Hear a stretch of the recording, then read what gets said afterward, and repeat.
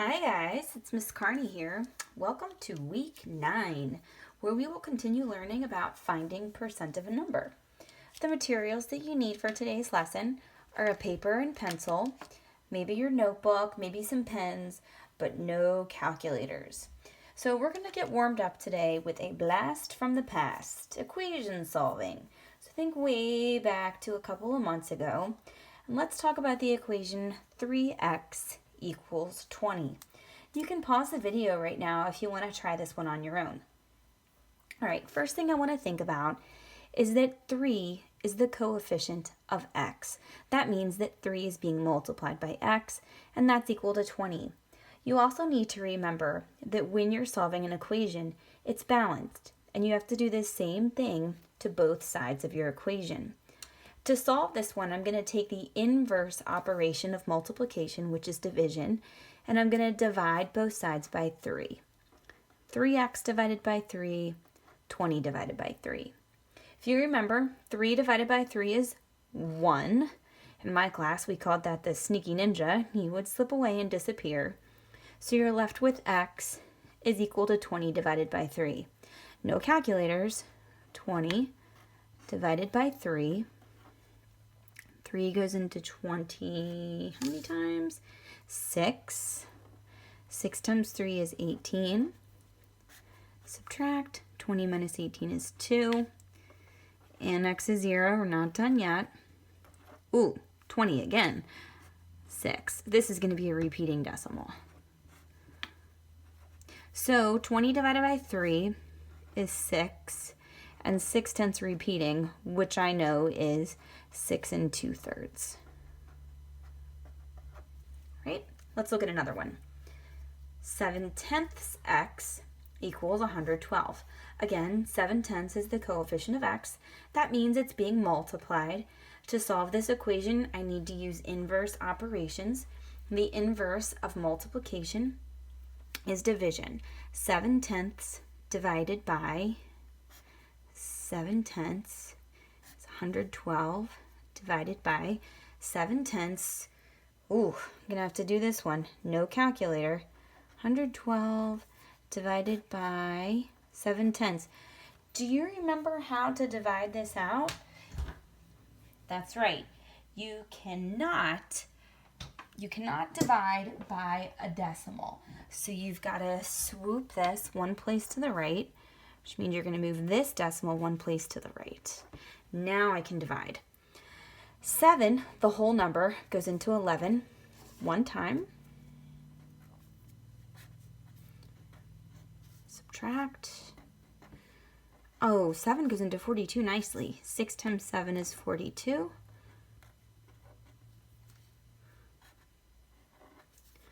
Bring down that 0. Now, a lot of people will get stuck here because they'll think, 7 doesn't go into 0 any times at all, so what do I do? Well, you're right, it doesn't. 7 goes into 0 0 times, so you put a 0 here, because 112 divided by 7/10 is 160.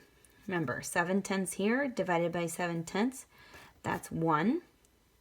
So 1x is equal to 160. And we don't need the coefficient of 1 because it's assumed that when x is alone, it has a coefficient of 1. So there's your blast from the past review of equation solving. Now let's talk about percent of a number. Last week, you learned how to use the 10%, 5%, and 1% strategies in order to find the percent of a number. If we're looking at 54% of 90 and we want to use the strategy that you learned last week, we'll take 10% of 90 and 1% of 90 and use a combination of those. 10% of 90 is 9.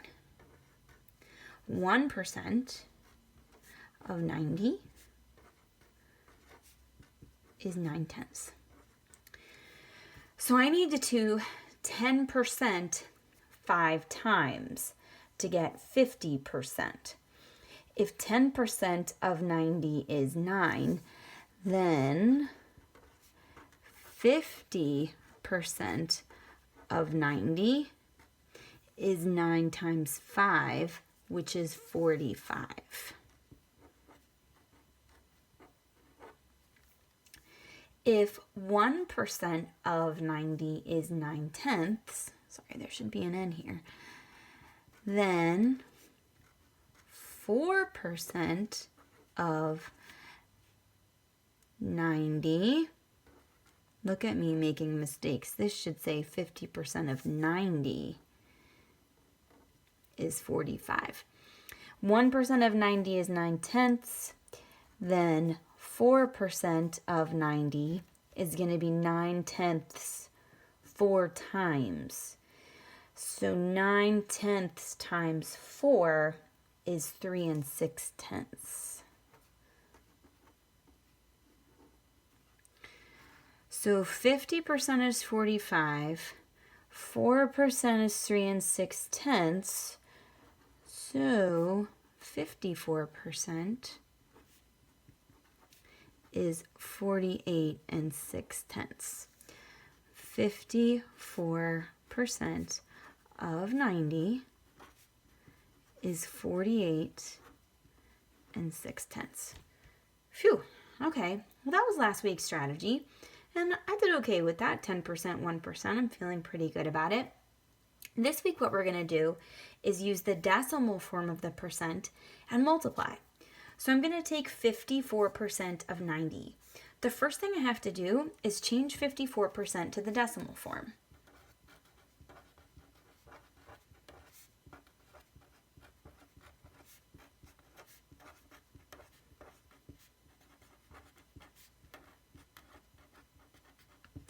So you should remember how to do this from lesson 6.2. So when we did a couple weeks ago, you can think to yourself, 54% is like 54 out of 100. And when you say it, you say 54 hundredths. And that's a giveaway that this is 54 hundredths. And there's your decimal form. That's one way to think about it. Another faster way to think about it is that you can just follow the rule of moving the decimal point 2 places to the left. Even though you can't see a decimal point in the number 54, it's right here. And if I move that decimal point 2 places to the left, it tells me that the decimal form of 54% is 54 hundredths. I can multiply this by 90 because the word of actually means the operation multiplication. So 54 hundredths times 90. I'm going to set that up because we're not using calculators. I'm going to put my placeholder here because I don't need to multiply by 0. 9 times 4 is 36. 9 times 5 is 45, 46, 47, 48. I have 1, 2 decimal places. 1, 2. So I get that 54 hundredths times 90 is 48 6/10. So 54% of 90, hey, look at that. It's still 48 6/10, just like it was when I used the 10%, 1% strategy. Let's try a couple more. Now we're going to work with some smaller numbers. 6% of 160. So, I mean, smaller percent. The whole isn't necessarily any smaller. Let's start with our 10%, 1% strategy.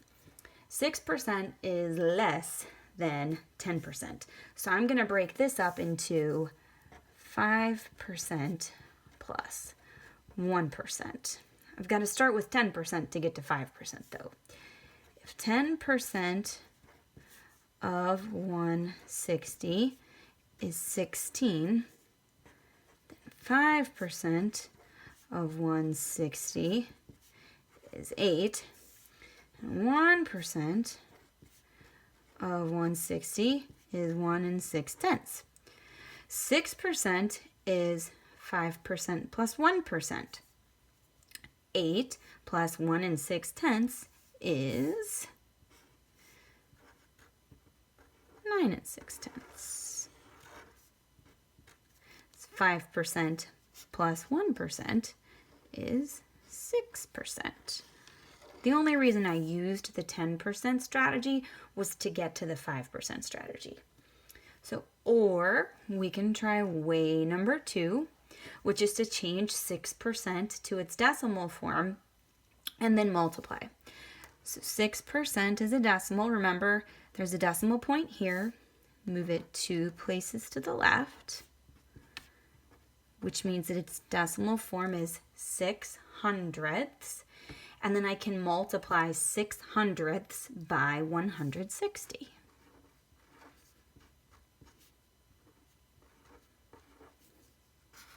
Six times 0 is 0. 6 times 6 is 36. 6 times 3 is 1. 6 times 1 is 6. 7, 8, 9. 960. 2 decimal places where I multiplied. 2 decimal places in my answer. And I still got that 6% of 160 is 9 6/10. All right, let's do another one. 48% of 52.5. This time I'm just going to go with that change my percent to a decimal strategy. 48% as a decimal, move it 2 places to the left, it's 48/100ths. So I'm going to multiply 48/100ths. Remember that of is telling you to multiply, times 52.5. I'm going to set this up with the 3-digit number on the top because that makes my multiplication easier. 52.5 times 48/100ths. And remember that when you're multiplying, you don't need to line up your decimal places because you're just going to count your decimal places up at the end. 8 times 5 is 40. 8 times 2 is 16, 17, 18, 19, 20. 8 times 5 is 42. Okay, rid of those. Make sure I put my placeholder here. 4 times 5 is 20. 2 times 4 is 8, 9, 10. 5 times 4 is 21. Add those up.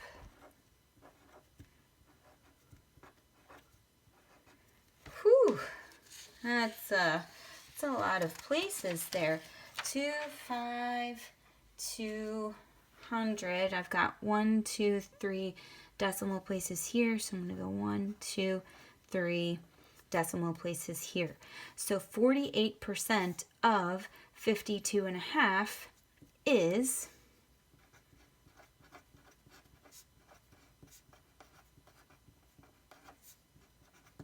25 2/10. Here's your final answer. Make sure you make that clear because we're showing a lot of work here. All right, I've got one more example for you like this. 350% of 9 7/10. I'm going to take 350% and want to change it to its decimal form. Remember that there's a decimal point here. I'm going to move it 1, 2 places to the left, which gives me decimal form of 3.5. Now this is larger than the other decimal forms we were looking at because 350% is more than the whole. So my decimal form should be greater than the whole. It's 3.5. Remember that of means to multiply, and we're multiplying that by 9 7/10. 3.5 times 9 7/10.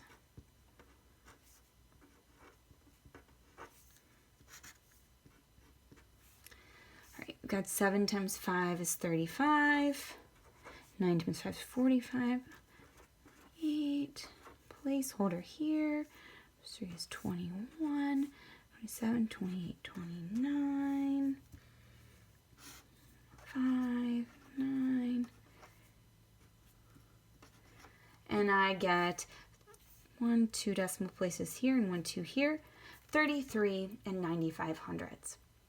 So that should clear it up for you about our second strategy. We have the 10%, 1% strategy. And now the next strategy is to change your percent into a decimal form and multiply.